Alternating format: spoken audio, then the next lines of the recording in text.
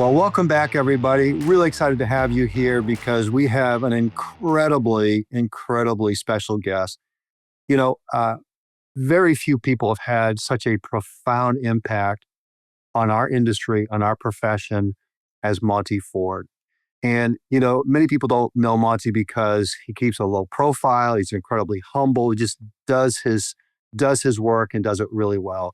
But just a little background. Monte, Hall of Fame inductee, visionary leader, trusted advisor to many of the top CIOs, business leaders, and companies around the world today. He was an industry practitioner, and we'll talk about that chapter. Serves on multiple boards, Akamai Technologies, Iron Mountain, JetBlue, Fortune 25, Centene.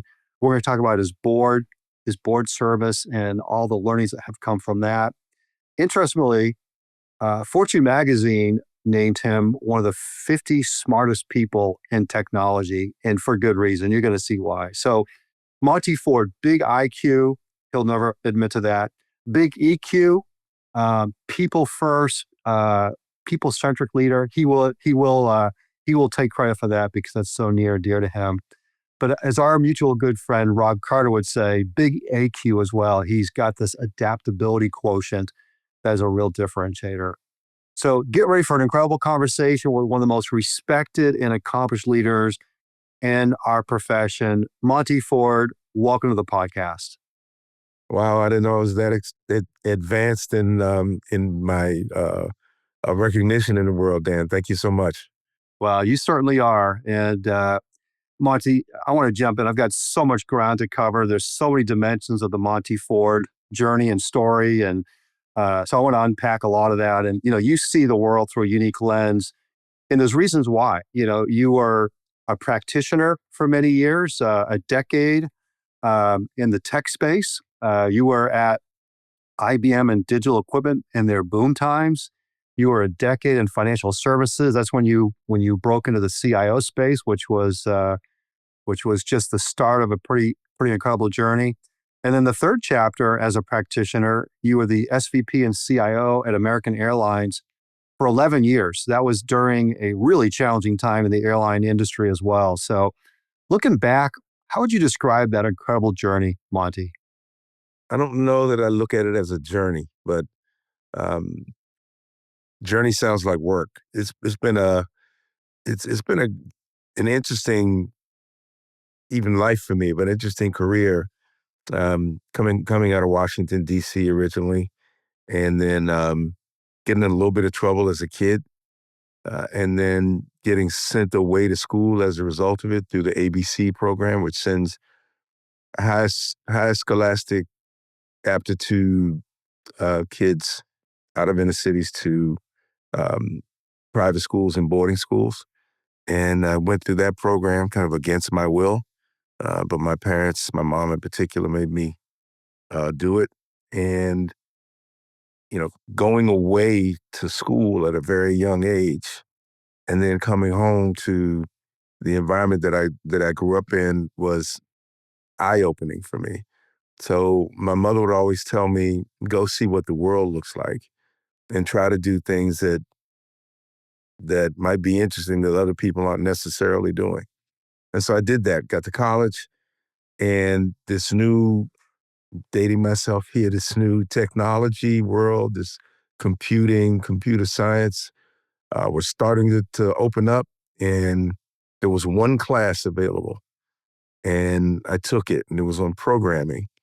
And I had the big program cards, and you take them to submit your program to the programming gods over at the IBM machine, and they would accept your program and then put them all in. And if you had a mistake, you had to go do it all over again.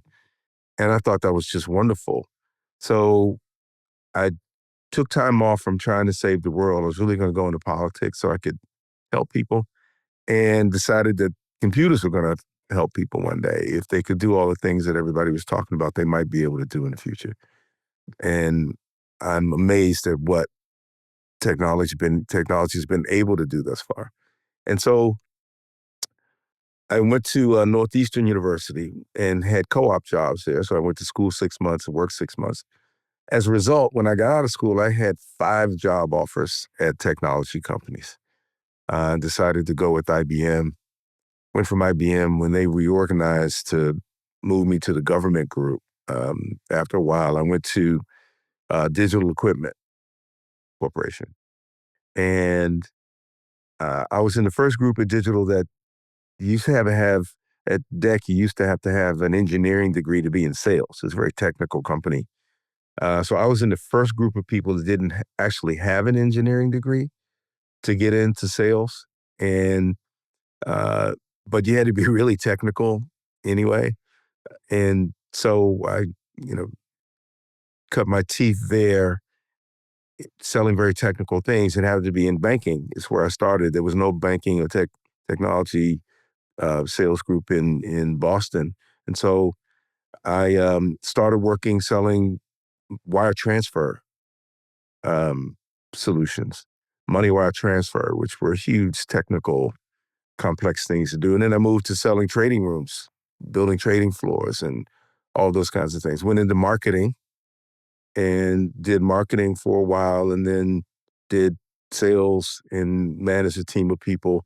And then I had one of my big customers was Bank of Boston, and they hired me.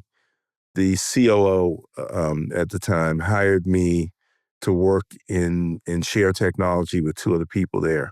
One of whom became my uh, mentor idol, Mike Lazinski. And when it came time for the COO to retire and leave the bank, I was just ready to keep working for Michael Lazinski. And he and the COO convinced me that I should go and be a CIO somewhere myself. Um, and so COO helped me get a job, actually, in Dallas, working for the Associates, where I became the CIO and then the president of the Shared Services Group there. And it was, it was, I don't know if it was a journey to that point, but it was certainly how things worked out. I never planned a career or anything. Uh, I always just did what I was supposed to do. And it wasn't until after I left American that I started planning. So I went to um, the Associates, had a big operation around the world. And then when we sold it, we took it public. It was part of Ford. We spun it out of Ford, took it public, and sold it to Citi. And then American Airlines, who had been after me to come over there, when that happened, I went.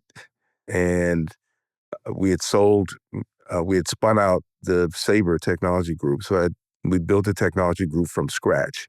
So I brought people with me, asked people to come with me from various places, Associates, Bank of Boston, other places that I had worked. And built a team there. They became a stellar organization in spite of me. We did some amazing things there. Monte, really interesting to me. And this is a fun fact that most people in our profession do not know. The CIO title was started in 1981 at Bank of Boston, It was. right? And you know this, not many people, William Sinnott. Bill And Sutton, yeah. it's incredible because he argued that IT was strategic, not just a way to cut costs and to automate manual stuff, right? And so Bank of Boston, I'm not surprised that you were there because that was like probably the leading company when it came to technology being strategic. And so it's kind of fun to hear that part of your story. Yeah, Bill Sennett did coin that phrase. And he argued that the reason why the Bank of Boston hired me, um, they were a customer of mine at the time. It just sold this huge, gigantic system that was going to go across the entire bank and transform how they did transactions and all those things. Well, in doing so, I had to meet everybody, all the executives at the bank, and I went through methodically, trotted out how to get to know these people and try to convince all of them that this big bank-wide system needed to happen. So in doing so, I developed some great relationships, and I was able to successfully convey what the technology was in English to them and what the business benefit was. And I think I think I was pretty good at that, and they did too. And so they hired me under when Senate had left, but I knew Bill and worked with him. And they brought in Michael Simmons, and I had this reputation of doing this. And Michael Simmons hired me to do just that. So the construct, if you talk to CIOs today, they'll all tell you that you got to have people that can speak the language of the business. It's a lot different today because everybody coming out of college today and everybody getting into the technology today are already tech savvy, digital native, soon to be AI native people, right? So it's a little bit different today, but that was a pretty big deal then. It was, yeah, fascinating. And it won't be surprising to you, Monty. We started our company in '84 with a focus on developing the human side of technology. And guess who one of the early pioneers were investing in that area? It was Bank of Boston. Bank of Boston was one of the early pioneers. And I remember Debbie Doloff was the manager of the information center, which is an IBM concept back then, right?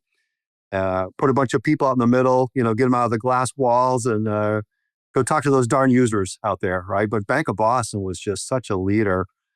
So speaking of a leader, and I know you get uncomfortable when I talk like this, but you were an incredible CIO. You were one of the best that ever had the job. And it was a good thing, Monty, because when you went to American, maybe you can just tell us what was going on in the airline industry in the early 2000s and maybe a little context about some of the bold decisions and the big things you had to do with your team in a very complex business and a very complex technology environment.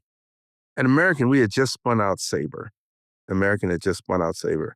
And what turned out to be a very good transaction, a very beneficiary transaction for the shareholders.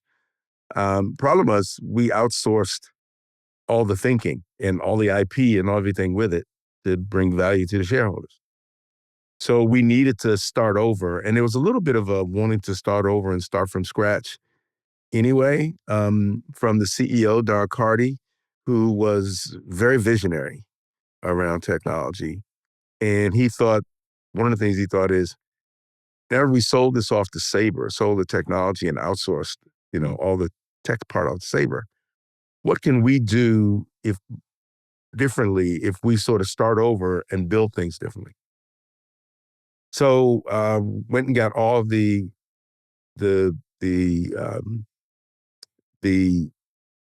you had to be a PhD actually to be in the operations research group. So went and got all the operations research people we could. We negotiated back as part of a contract, negotiated back all the people that we wanted from operations research from Sabre. And I brought a bunch of people in and we just started building. The interesting thing that we did, a la Bank of Boston-ish style, the interesting thing that we did is we had an extraordinary focus on people. The technologies will change and the technology is going to be different over time. What our philosophy was, if you focus on the people, they'll get all the things done that need to get done in the midst of change, in the midst of changing technologies or organizations or if there's a shift in mission or whatever. If you have the right people and you focus on their well-being, they'll get everything else done. So the best thing that we were good at was the people part of it. We met at least quarterly and walked through all of our person by person, everybody in the organization, what they were doing and how they were doing and what their plans were and what our plans were for them. From a technology standpoint, then we went through, with this in mind, we went through a bunch of changes, a lot of changes. We went paperless. We put in kiosks. We went, did a focus on data. We were really good at all of those things and the first at all of those things. And we had I can say this now, we had a couple of people we were chasing on a couple of things. We were chasing Continental Airlines, which then later merged with United. Continental was better at data than anybody. And we envied that. And so we worked hard to do better.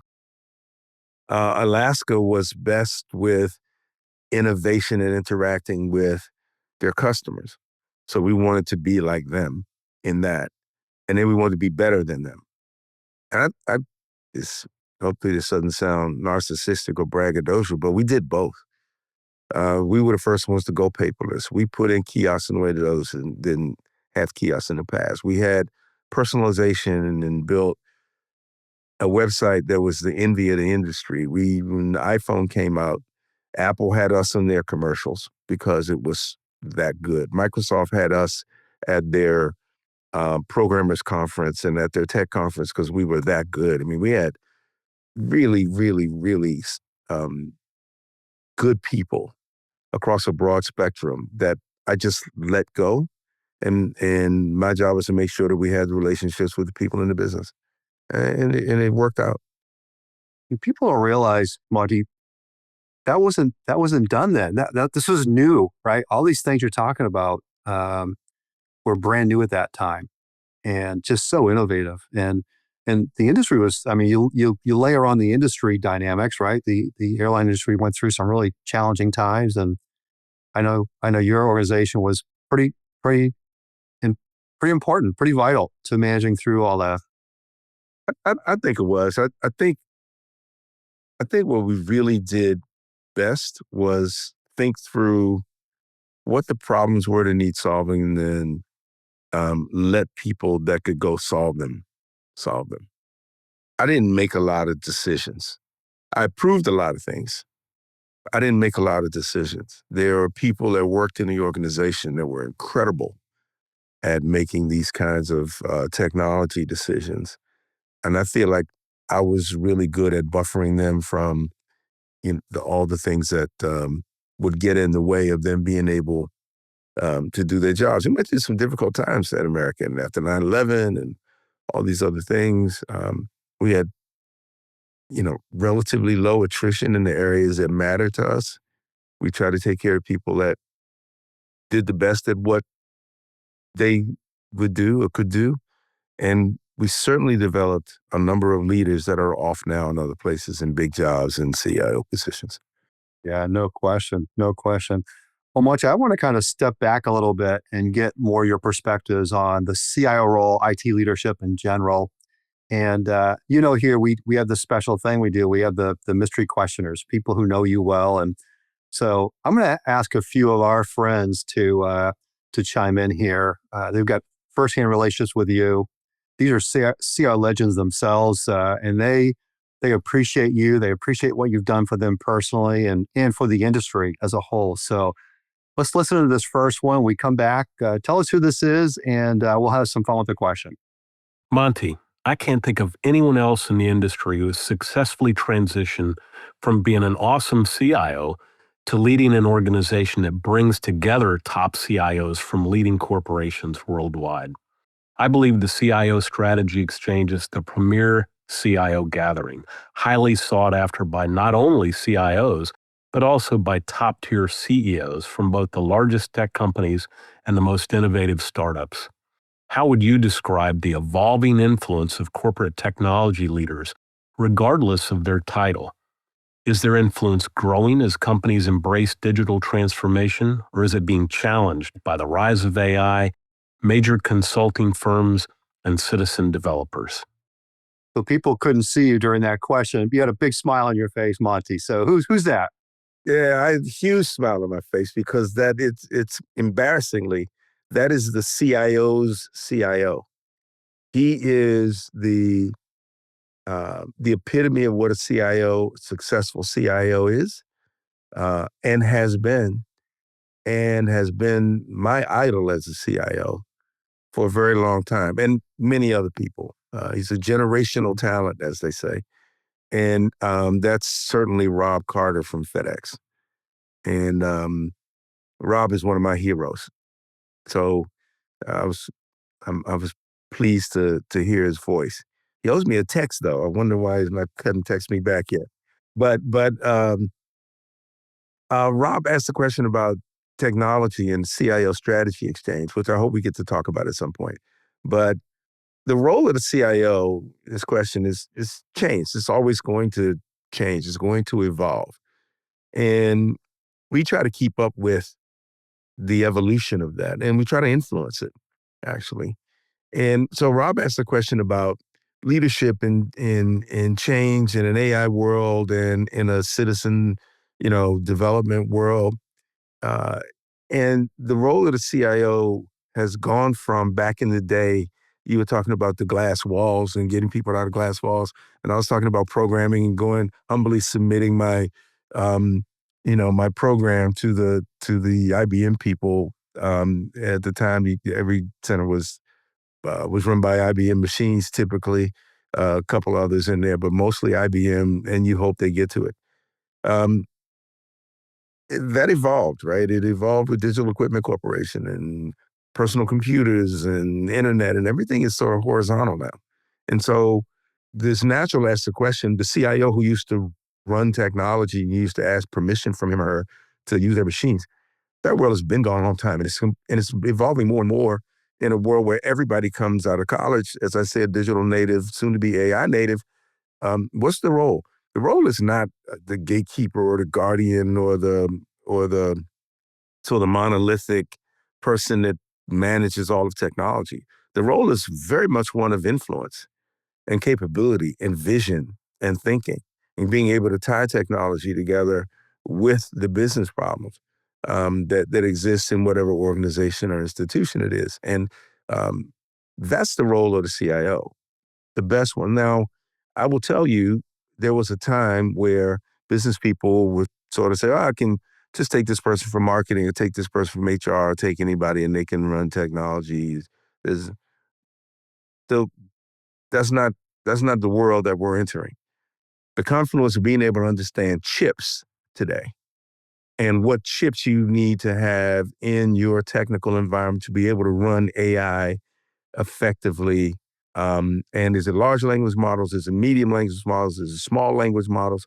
Can you run it at the edge like Akamai wants to do? They want to do, or they're starting to do um, SaaS and cloud computing at the edge in 4,000 locations, 4,000 pops, not just in big data centers. Do you understand how that works? Do you understand the telecommunications associated with that? The security associated with that? Do you understand cyber? Do you understand the application of these things when you talk about them in business? Um, and it's not just AI. It's all the things associated with how computing works today. So when you add those things together, you can't take somebody that doesn't have technical aptitude or technology aptitude, and you can't take someone that doesn't understand how, or just a technical person that doesn't understand how to apply those things to the business, or can't speak to other business unit leaders in logical, understandable terms.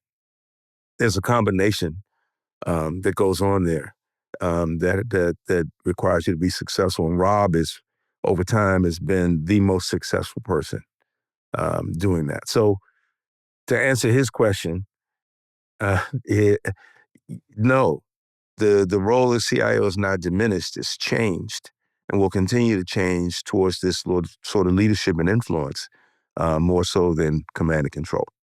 Yeah, so well said, Monty. I appreciate those insights. And Ron, thanks so much. I hope you've returned Monty's text by now. And we had Rob on recently, and what a great success story as a practitioner and now as a board member like yourself. And we'll get into your board work. But go look at go watch Rob's episode. It's pretty phenomenal. I've got another industry luminary for you, Monty. Who's got another question, and I think you're going to really appreciate this one too. He understands, you mentioned influence, but he appreciates the positive influence you've had. So check this one out. Hey, Monty. First off, thanks for being a coach and a mentor to so many of us. It's greatly appreciated. To that end, you've interacted with hundreds, if not thousands, of CIOs in your career. In your mind, what are the traits that separate the great from the good? So that's another person who is a world class CIO, and he doesn't just do well in that job; he also does good.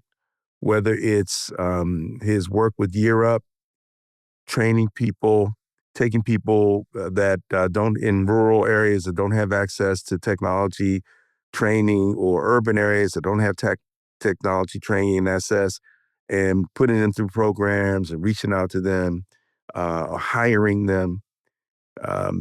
Jim Fowler at Nationwide Insurance has gone from being the technology person to the person that is the linchpin between the business unit and the technology world in its entirety at Nationwide. And he's a cherished asset there. And he is an industry leader, current industry leader, and people love learning from him. It's funny. You get people saying they're learning what they learned from me. I've learned so much from Jim. So Jim asked, what separates great from good? It's a combination of things. It isn't one word. It's hard work for sure. It's dedication for sure. It's belief in what you're doing, belief in the mission that you have. And that's in technology, but it helps even more if you believe in the mission of the company or the institution that you're working in, because it's really easy to be better at something that you believe in. But I think that it's the real key I'll go back to is leadership. And leadership starts with focusing on people, on being a good leader. Jim is an incredible leader. If you talk to Jim for 5 minutes and you ask him what's going on in your organization, what's going on in the technology organization, what technology you're using, what technology you constantly have to bring him back to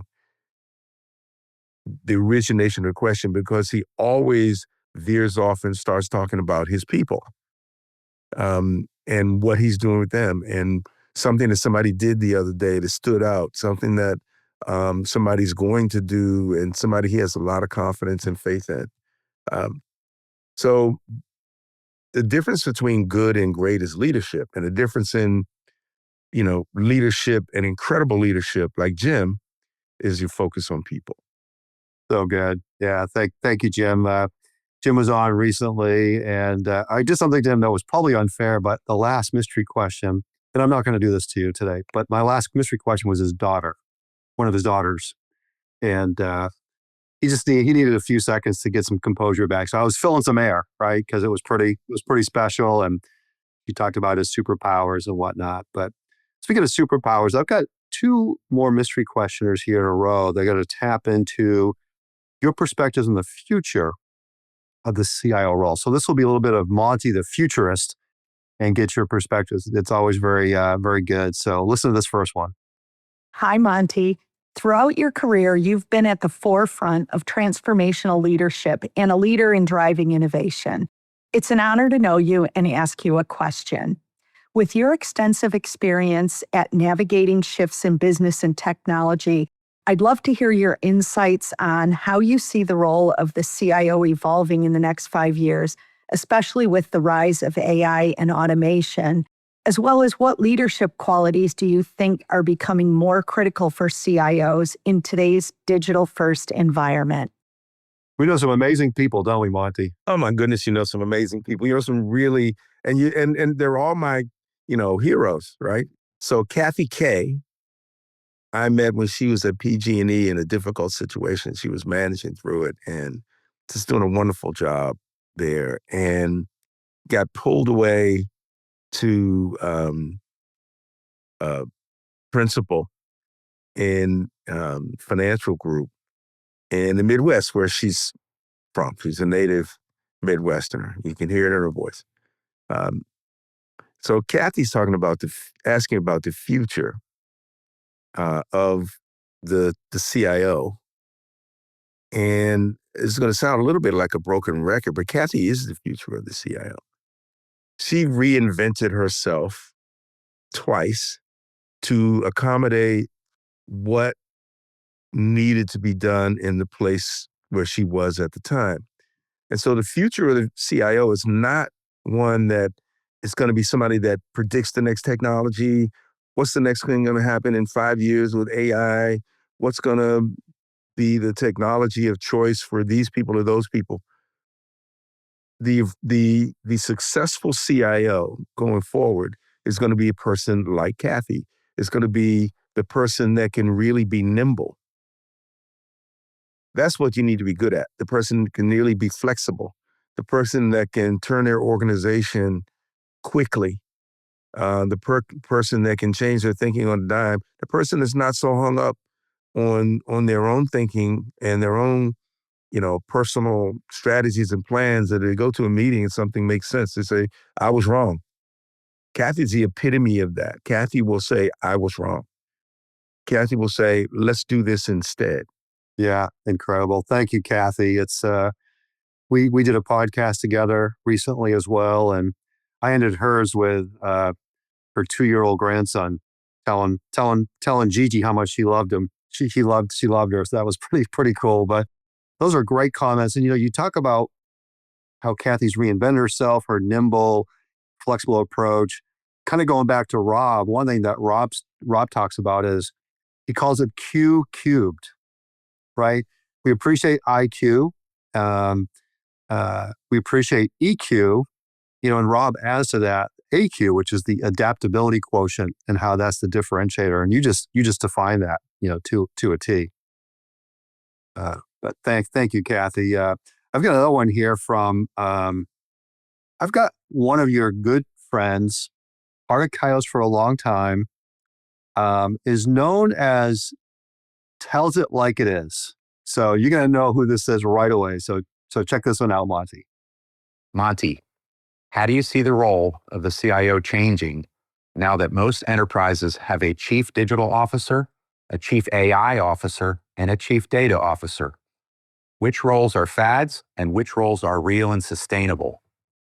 It's really a who's who in the zoo situation these days when it comes to the racy diagram, authority, and decision-making, and the CIO is right in the middle of it. Oh, Repko. Yeah. That is John Repko. John is a tell it like it is person. So John asks a really good question. And so it's not to be repetitive about the evolving role of the CIO and the questions that were asked earlier. John asks about what's going to be a fad and what comes and goes and all of that. Leadership is never a fad, right? Leadership isn't trendy. At its best, it's sustainable and it's enduring and impactful. John, by the way, is that person, epitomizes that in a very direct way. He epitomizes that. But I think the whole construct of the digital leader, to be frank, the digital leader in the organization, along with the CIO leader, along with the shared services leader and this and that, it always comes down to who is responsible. If you go to a board meeting, and I'm on several boards, if you go to a board meeting and there's an issue or some strategic thing to be discussed or managed, nobody wants to hear about the organizational structure before you get to the answer to the question. What they want to know is who's responsible, what's the org chart is not important. They want to know who can I talk to, who can tell us what the right answers are, how we should think about the definition of the problem even. That's always been and will always revert back to the CIO. Organizations, at one time, it was, we got to have a chief digital officer. Okay, well, what happens when the organization is digital? Now the organization is functioning and everybody's thinking and acting, behaving digitally. Nobody wants to go meet with the chief digital officer at 3:00 on Thursday for the digital meeting. There's no such thing. It's a part of your DNA. It's ingrained into the fabric of the organization. You don't need one. Same thing with other, sort of fatty, trendy. And many CIOs call themselves now chief information and digital officers, and they do both, right? Because that's part of their remit. Or they call themselves a CTO, and it's part of their remit, irrespective of their title. It's the person that has that responsibility.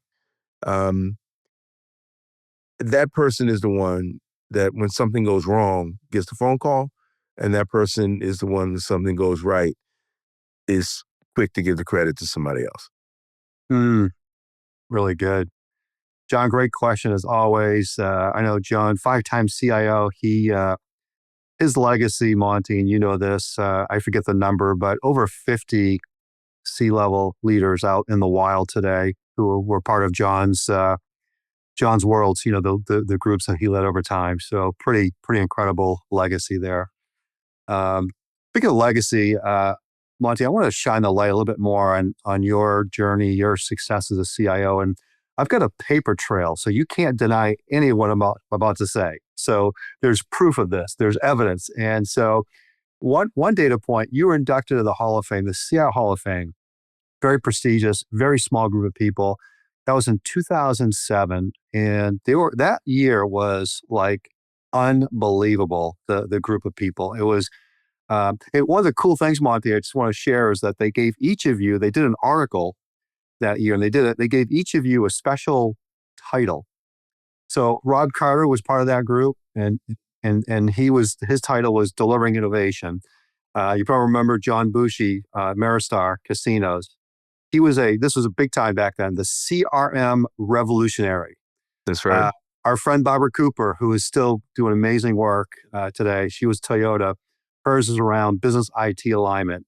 Mm-hmm. Yours was, and this can be no surprise to anybody who've been listening for the last half hour or so, you were labeled the people's CIO. I don't know if you remember that, but that just I do. just really speaks to what you just said. So, in the article, you were quoted, they wrote this article, and you said, once I started focusing on people instead of just technology, I became an effective leader. There's nothing more important in life than giving people an opportunity. That's true. You can't do anything more significant for someone than giving them an opportunity. Well, you've talked about those opportunities as a young man and all the way through your career here. I've got another fun one here, another fun question. Another longtime friend of yours. You're gonna know the voice right away. Pretty accomplished himself in these areas, and but I think his question is going to resonate on many levels. So let's listen in. Monty, you seem to have a natural gift for building an incredible network of business and personal relationships. It's almost like you're a friendship magnet. What's your secret to not only making new connections so effortlessly, but also maintaining and strengthening them over time? Well, that's Zach Hicks, who's, as of this discussion, is that Kimberly Clark was longtime executive at Toyota, very well known in the industry, and did some very pioneering things around the combination of data and the integration of data into the business, and in this case, into cars and using it. I think the answer to Zach's question really is funny because it's a reflection of sort of who he is. First of all, that's one that I will absolutely take credit for. That's one that I will say, yep, that's me. Because I work hard at it. And the answer to Zach's question is working hard. You have to reach out to people. You have to call people. You have to talk to people, and not in a superficial way, and not reach out to ask them for something, but reach out to provide them something, reach out to help them for something. The best thing you can do, and the most important thing you can do, as said previously, is give somebody an opportunity. And it doesn't mean it's somebody that works for you necessarily, but it's somebody that's in your universe. It's somebody that's in your orbit. It's somebody that's on your planet, right? It's somebody in your town. It's people. It's working with people in a way that you're letting them be them and appreciating them for who they are without judgment, and developing relationships based on that.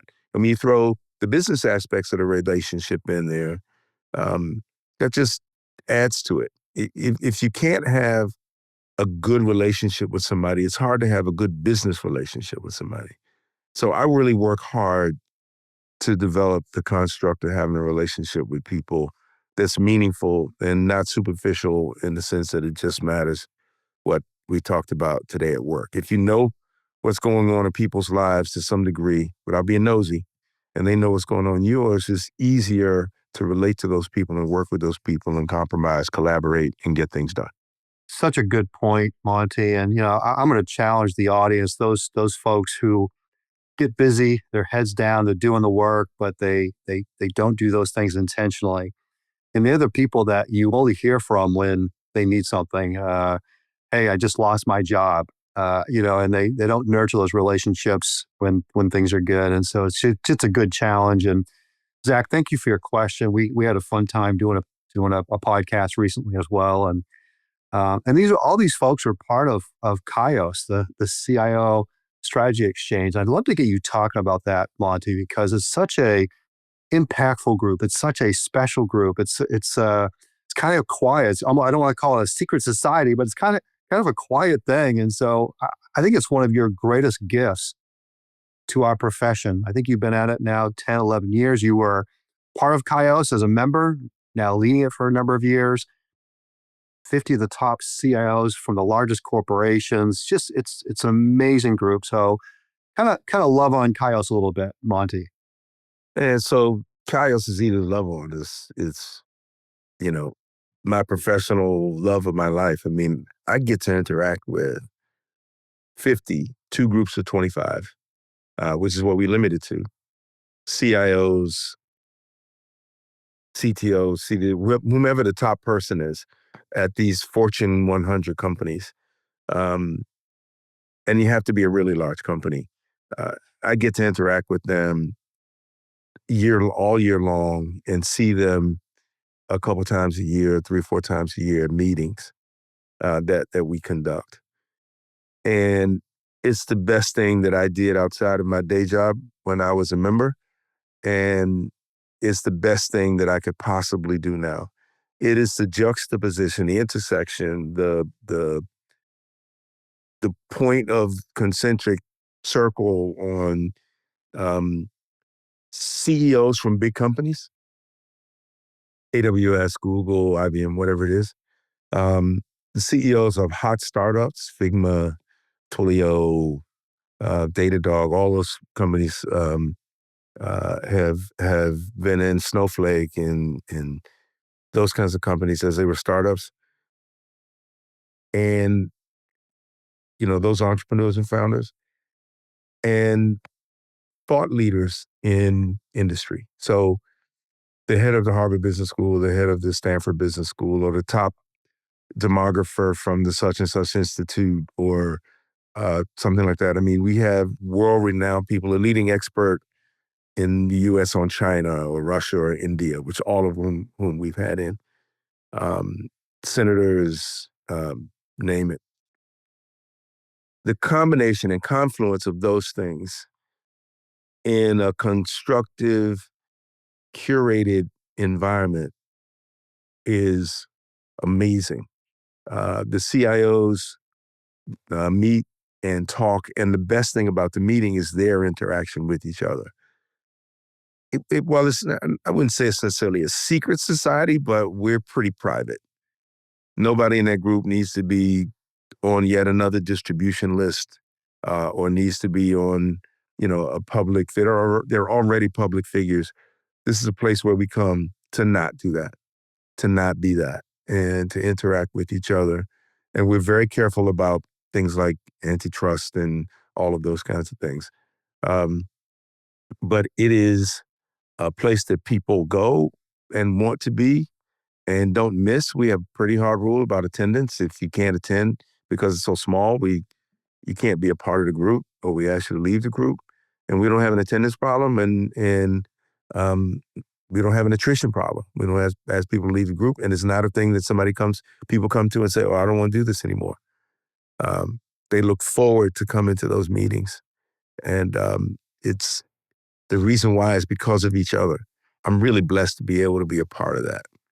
They would say the same, Monty. It's pretty incredible what that group does as a body, for the industry, leading the way, and you at the helm. And I've got 2 more of your CIOs friends with questions. And I think I'd be curious what you say, what you share about them. I think we both would agree they're amazing CIOs, and they've got so much in the tank. There's so much more they're going to do. And they're both kind of the same theme. They're about your ability to see around corners and that whole muscle. So let's listen to this next one. You always seem to know where the puck is going for technology, and you're always thinking about the outer rims and what's coming around the curve. I'd love to understand how you've built that skill over your career of looking ahead when we think about technology. So Sabina Ewing is the CIO at Abbott. And she's asking me how I do something that she's really good at. And the reason why she's really good at it is because she is so creative and thoughtful about how she should view the future. Here's a woman who was not a technologist, became one, worked for one of the great technology CIOs at Pfizer at the time, and went off, did some things in technology, and then went and opened up a business unit in China for Pfizer at the time, came back and became CIO at Abbott, where she's completely sort of turned the organization structurally around and did some wonderful things for Abbott. To know the previous CIO there as well, who had also done some things, she was really good. And Sabina is amazing. So the answer to the question is to be sort of like her. You have to have a curiosity about what is next. And you have to have an understanding of how to piece things together and what the technologies mean. So you have to have knowledge of what the technologies are, what they do, the value they bring to the business, and then how you see those things happening, coming together, going forward, irrespective of the obstacles and hurdles that are in the way, financial, technological, or otherwise. And I don't know that there's a formula for that, but I think you got to be a little bit like Sabina. It's interesting. She asked me a question about something she's really good at. And you're right. She does come from a great heritage. And I met her. She was a director of IT at Pfizer. And I was at an event in New York. I was leading a panel. And I remember I had some really amazing people on my panel that night. But 10, 15 years later, do you know what I remember for that night? Meeting Sabina Ewing. She was a director, right? And it's like, you knew she was going to be an amazing CIO someday. Yeah, it's funny you say that. She was in a direct position. She was working for the CIO at Pfizer. I flew to New York, diverted on a trip, flew to New York to go to her office to meet her because of what he said about her. And I sat there and I felt like I was being interviewed. I probably was. And I wrote her down and put her in my book. I said, I need to stay in touch with her because I'm going to see her again one day in a CIO role. Well, I do want to give a shout out to Jeff Kiesling. We've kind of referenced him, but really special guy. And I went and worked with him to write an article one time. Spent 2 hours with him in his office, and it was the only time I've ever come away and could not write the article because he wouldn't talk about himself. I couldn't get him to talk about himself. I couldn't. And we had to go back and do it again and get some of his people involved who would kind of share his superpowers. But the mark of you all in those chairs. And I've got another one of these great questions from kind of where the puck is going, but with a little different slant. So thank you, Sabina, and you're amazing. And so is this next person. So check this out. In addition to knowing where the puck is going, Monte, you have a unique ability to connect the right people. I'm grateful for the connections you've made and for opening your network to ensure I have the right support when needed. As we think about the role of a CIO, there are still organizations where the CIO role does not report into the CEO. What do you think needs to happen? ensuring this role is consistently a direct report to the CEO. That's another person that I met before she became a CIO. And she was referred to me by another person who was a CIO. And I first met her, she was driving to work for a good friend of mine, Brian Rice, who was CIO at Cardinal Health at the time. She was on her way, packed up, driving down the highway to move to Columbus and Columbus, Ohio. And I talked to her for maybe an hour and a half driving. And there's a subtle intellect that Michelle Green has that is not so subtle once you get to know her and work with her. She's understated, underspoken, and she does an amazing job as a CIO. And she reports to a person that adores her, her CEO. And she just has she's a great relationship person. She doesn't pull punches, and she's genuine. About her question about what about companies where the CIO does not report to the CEO? In most cases, that's a mistake, significant error, both in judgment and capability, and it's either the judgment and capability of the CEO or the CIO. Either you've got the wrong CIO, one of three things. You've got the wrong CIO. The CEO does not understand the importance and value of having that job reporting to him or her. Or they do, but they don't understand what the person does, so they'd rather buffer it with somebody else. In most cases, that's a problem. Really good CIOs it's a problem for the company. Really good CIOs is not a problem for them because they work around it. And they find a way, they get on the calendar of the CEO. They don't report directly to the CEO, but they work for the CEO. And there are numerous cases like that, of really good CIOs that don't directly report to the CEO, but has the ear. And if you're doing what you're supposed to be doing and the way you're supposed to be doing it, particularly at larger institutions, that happens. And the CEO, is your partner and is on board and gets it. So it's one of those three things. In any of those three cases, really good CIOs figure out how to make it work and do make it work. And we've had some of those in CIOs, right, that are really good at what they do, but didn't directly report to the CEO, or it's gone back and forth in one way or the other, depending on who the CEO is.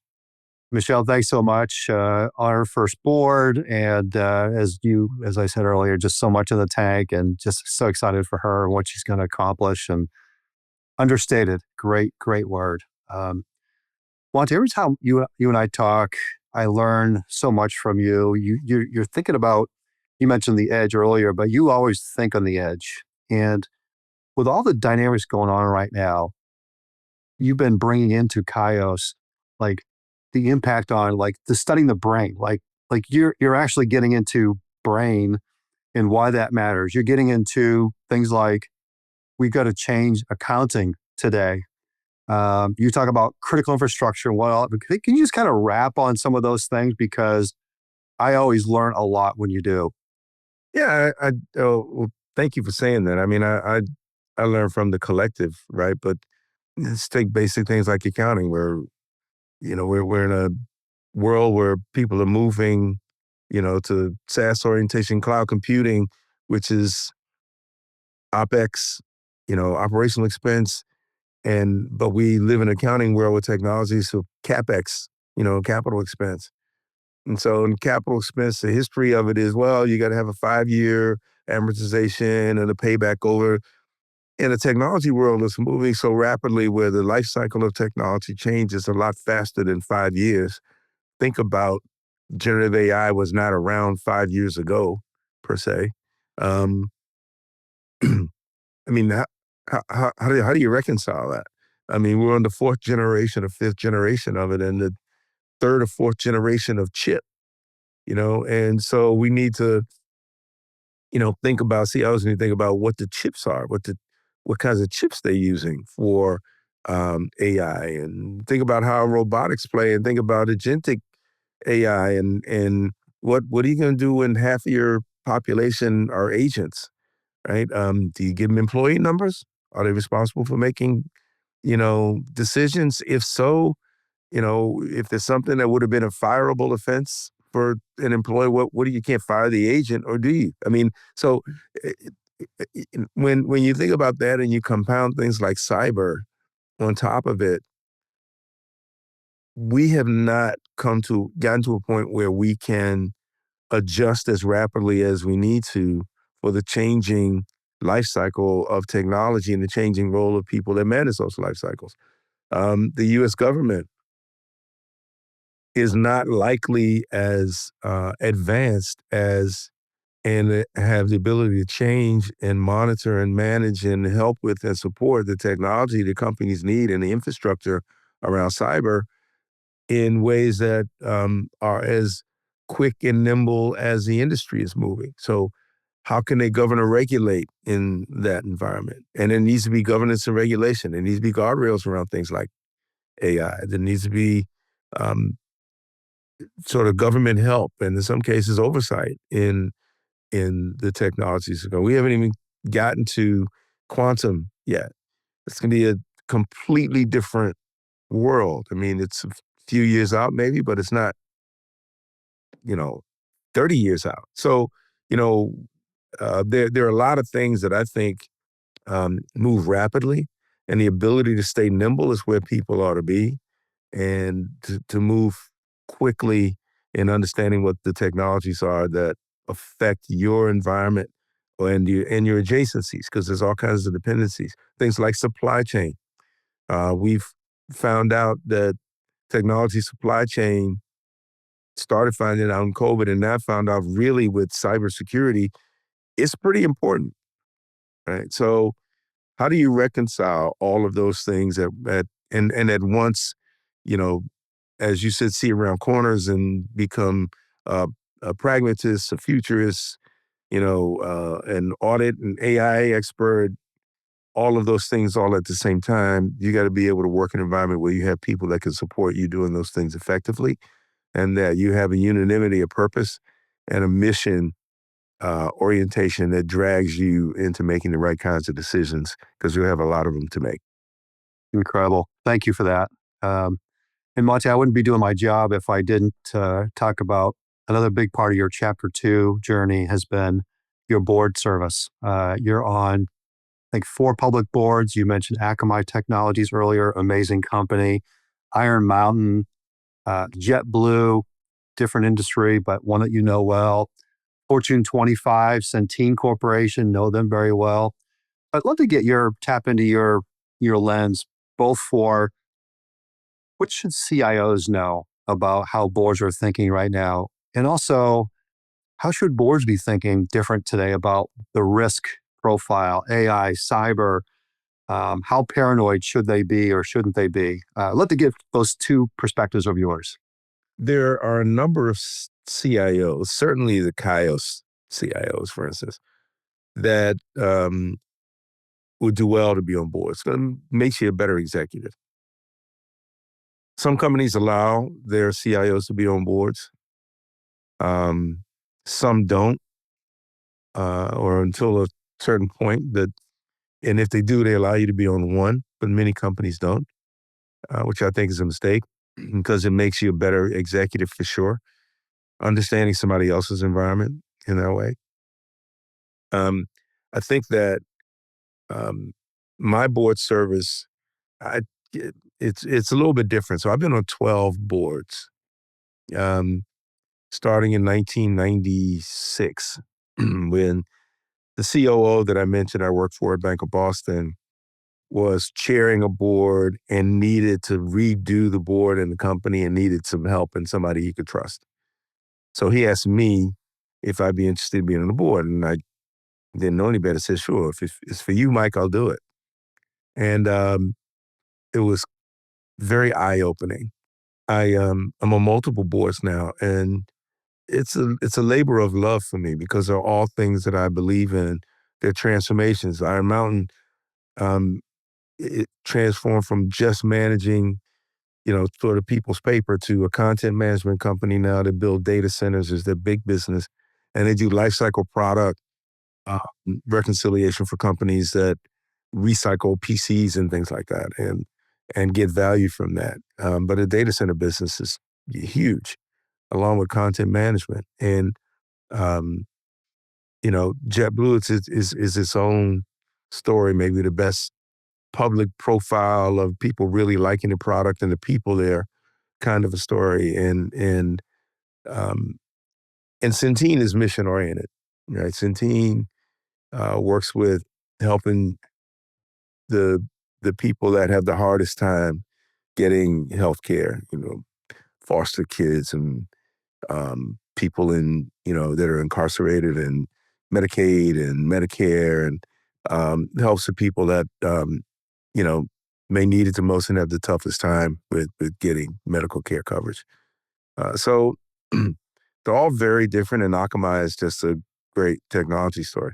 But they're all very different. I'm on those boards for different reasons. As far as being a CIO is concerned, there's a place for most CIOs on board. Some CIOs, just like anything, some CIOs are not great CIOs relative to, being able to interact with the business units. Those are not the ones that should be on boards.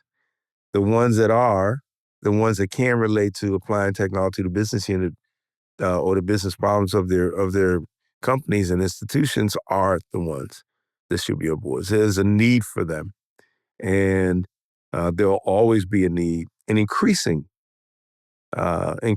so, because of the influence and dominance of technology in every product that everybody sells or uses. So there'll be a place there, and I try to help people get on boards whenever I can. I try to help CIOs get on boards whenever I can if they're the right CIO and there's the right kind of opportunity available. Well, we start off in our pre-recording conversation talking about these times and just how the macro world, everything's pretty chaotic, and like how's it going with all your board work? And in true Monte form, you're like very calm. This is it. These are interesting times. These are good times. Just take it as it comes. So, a couple more questions for you, Monte.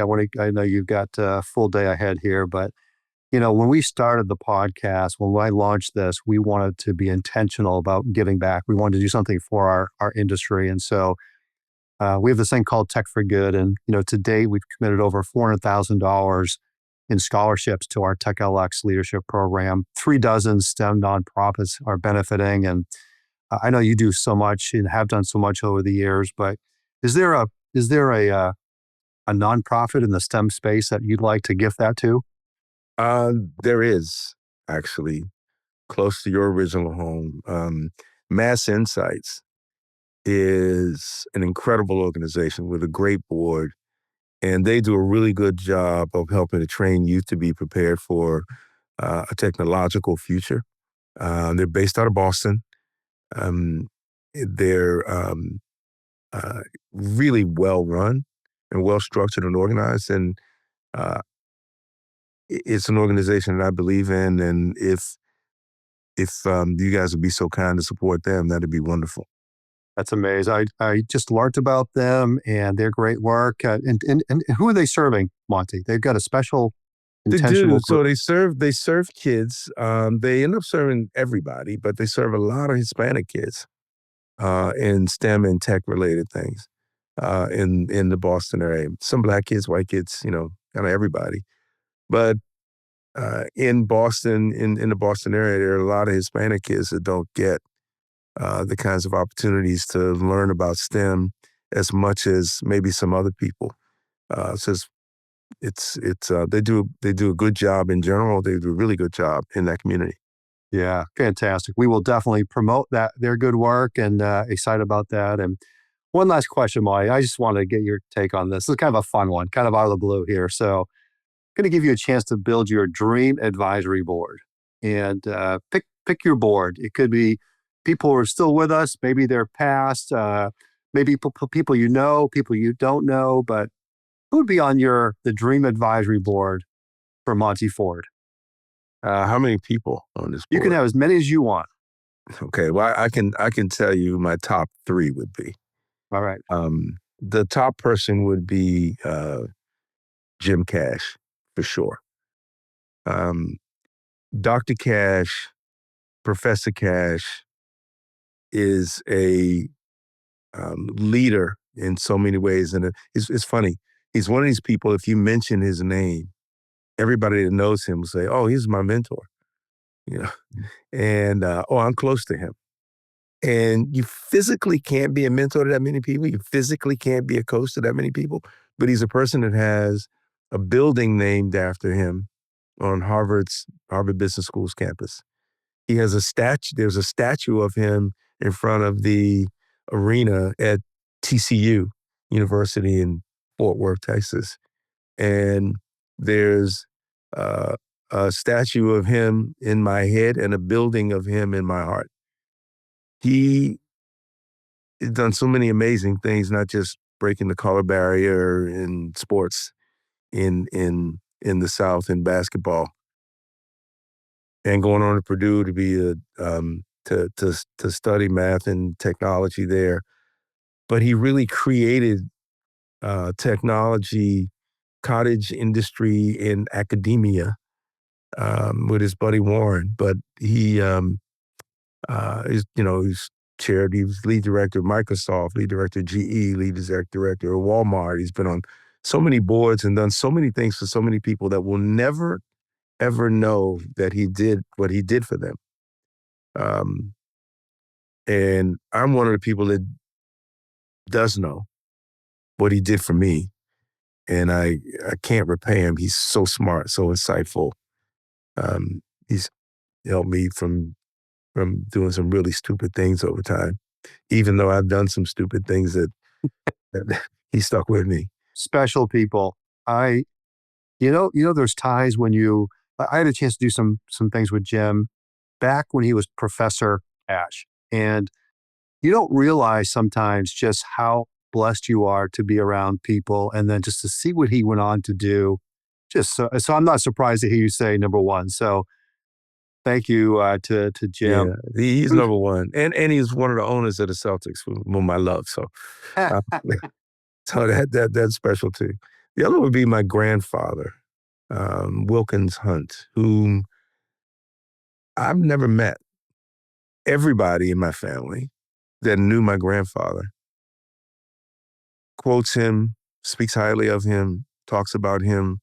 And my grandmother, who's a matriarch of the family and the strongest person I've ever met in the world, it's an amazing woman, constantly dealt with and quoted him and referenced him, and everybody revered him. So you can't be that good to people and that smart. He saved many people. He fed many people. He did all these things. And he was a sort of pioneer and a rock during issues with civil rights in our country in the South. You can't have that many people speak that well about somebody and not want to know who they are. So I'd love to have him on my advisory board because I know his advice would be solid. A third person I'll say is Jamie Dimon.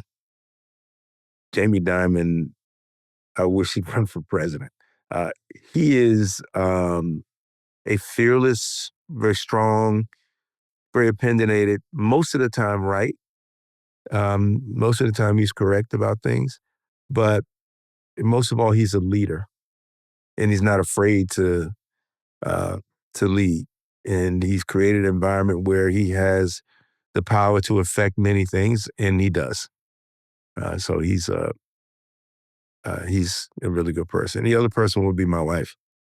Even though I don't seem to get too many things right with her, I think that her her counsel and guidance throughout our collective life and career and all has been really good. Plus, she does all of our investing and all that kind of stuff. She's done a really good job at it. So I definitely have her because I appreciate what she says and I listen to her.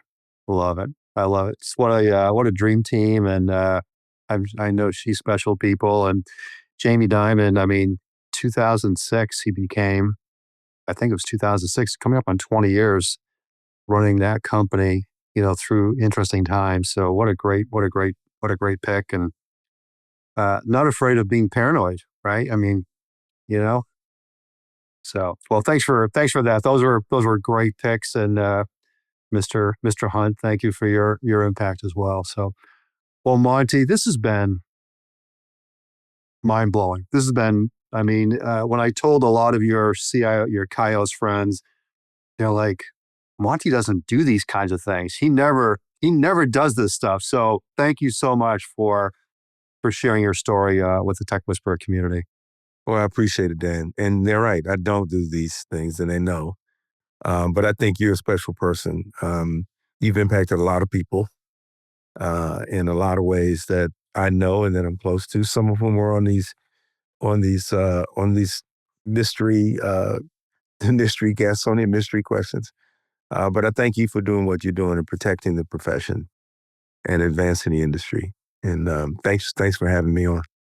Okay, well, if you ever wondered what the journey of an industry legend was, somebody who's had a profound impact on our profession, you just heard it here. And you got a good sense of the incredible intellect, the IQ of Monte Ford, which he will always deflect. You got a chance on many cases to see his people-first approach to business in many different dimensions. So that strong EQ, and Monte will take credit for that because he is such a people person. But I'm going to say to you that you all just got a great dose of, I think, what might be the secret formula going forward. It's the MQ, the Monte quotient. If you take what you just learned, go back, listen to it again, take some notes, make this part of your playbook, make this part of your blueprint. I promise you it will take your level of success to that next level. So thank you so much, Monte. He does not do a lot of these. In fact, I don't think he's done this before.